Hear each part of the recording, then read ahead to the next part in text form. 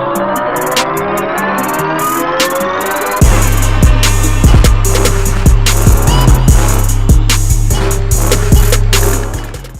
what's going on, YouTube? Yeah, I wanted to give my 2 cents on this Miguel Cotto matchup with Daniel Geale and Robert the Ghost Guerrero versus Aaron Martinez fight this weekend. These was pretty much like showcase fights. I wasn't really, I was happy to see him, as a boxing fan and everything. But at the same time, I just knew these fights would pretty much keep busy fights, are like showcase fights. But it's always good to see some of the big name boxers, stay active and just to see where they're at. Get a good assessment, get a good feel of what they're gonna do or what's their future potential against top tier opponent.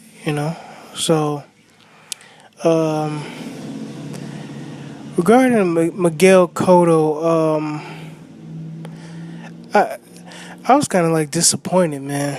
Not necessarily in Miguel, somewhat in Miguel Cotto, but Daniel Geale. I was like, man, how did this guy win a belt? And, I was like, he gets in there, he looks all sluggish. I think he put on maybe like an extra 20 pounds, at the official weigh-in. He rehydrates up 20 pounds. He looks sluggish and slow and timid. And I've seen him fight before, man. Maybe it's the level of competition. It's almost like Mayweather going against somebody. He makes them look average, and that's what Miguel Cotto did. He made him look average, man. But what I didn't like was it was like Miguel Cotto was eating somebody else's trash, man. That's what it seemed like. It was like Miguel Cotto was eating somebody else's trash, because we see what happened to Daniel Geale not too long ago when he fought Gennady Golovkin. He got banged out, man. He got crushed by Gennady Golovkin. Golovkin took this dude's spirit. I mean, Daniel Geale said he was going to retire if he lost to Golovkin. And after this, he probably should, but then again, he has a big following in Australia. Maybe he can make something happen there, So he still has he probably still can eke out a living in Australia, fighting in Australia and over in Europe. So, but anyway, like I was saying, it looked like Cotto was just eating somebody's out of somebody's trash can, man. And then looking at us, making it seem as if he's eating caviar or steak. You know what I'm saying? It's like, nah, man, you're not eating caviar or steak. I know you made it look good. You know how you go to that hole in the wall, that hole in the wall restaurant and everything just looks nasty. It looks nasty, but it tastes good. But in Miguel Cotto's case with him fighting Daniel Geale, it looks good, but it tastes nasty. So yeah, man, it looked good, but it just had a bad taste, at least in my mouth. But it's whatever, man. Miguel Cotto, he said after the fight he's going to fight Canelo. And so if Daniel Geale's the appetizer and Canelo, Saul Alvarez is the main course, well, that's all right. So damn, man. I don't know who would you guys have in that fight? Miguel Cotto versus Saul Alvarez, and will they target the Mayweather date, Mexican Independence Day? Will they target that date? Because we don't even know who Floyd's gonna fight yet. So, but afterwards, Canelo said he was gonna fight. Well, he said he was gonna fight Canelo, but when he was asked, what about Triple G? He started to utter, stutter, and mutter. He was like, uh, do I look like a middleweight? He's in his Puerto Rican accent, but it's whatever. Um, Now, Robert the Ghost Guerrero versus Aaron Martinez.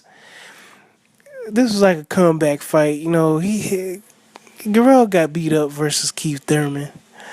Keith Thurman like wailed on him for like 8 or 9 rounds, and not surprising, he got knocked down in that fight. In this fight, I thought there was gonna be an upset, man.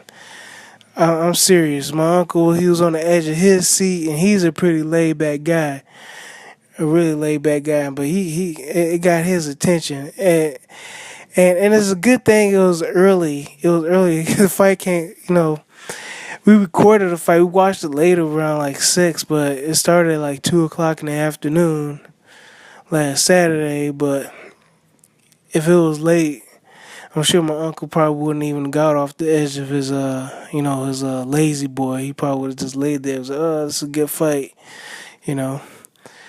But anyway, I think what we learned from this one is that Robert the Ghost Guerrero's done. He's a punching bag, man. He's a he's a bad fight waiting to happen, and it's definitely an upset waiting to happen. I mean, the upset almost came with Aaron Martinez. Guy has been off like 12 or 14 months, man. Jeez Louise, wow.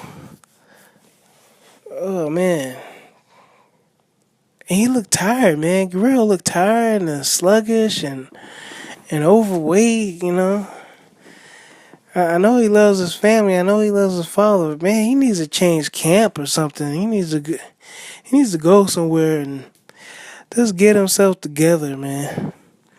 I don't know what's up with him. Maybe he's just tired. Maybe he's just tired. Maybe he's just worn out.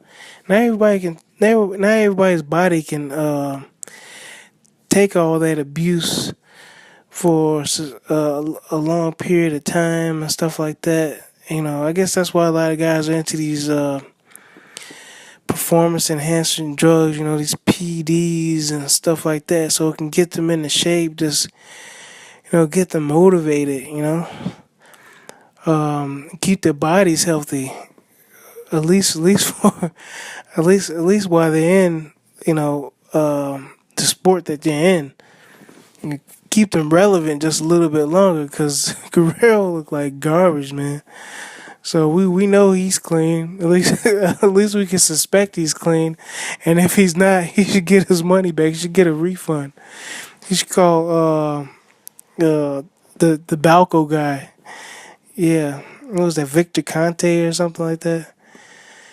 He should seek help from somebody. But other than that, man, maybe Earl Spence. Maybe they feed him to Earl Spence. He's fighting Roberto Garcia. And if Earl Spence blows that guy out, I can see Earl Spence going against Robert Guerrero, because Guerrero wouldn't have nothing for him. Even though I think Earl Spence can get caught with that right hand. But what right hand? You know what I'm saying? Guerrero's not blowing anybody out. So, alright, man, let me know what y'all think about Miguel Cotto and his future, and Robert Guerrero. What's next, man? Alright, I'll catch y'all later. Bye.